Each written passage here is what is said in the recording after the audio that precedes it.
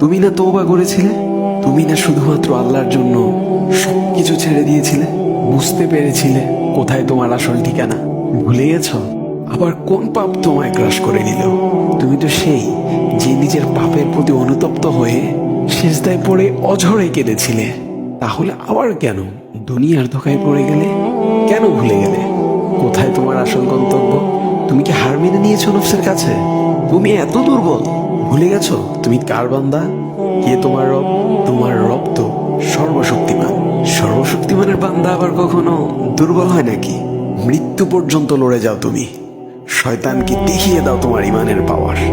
শয়তানের ধোকায় পড়ে অনেক পাপ করে ফেলেছো, তাই নিরাশ হয়ে গেছো তুমি, তাই না? তুমি কি জানো না তোমার রব কতটা মহান? তিনি তো তোমাকে ক্ষমা করার জন্য অপেক্ষা করছেন। তাই ফিরে আসো সেই রবের দুয়ারে, যার দুয়ার কখনো বন্ধ হয় না।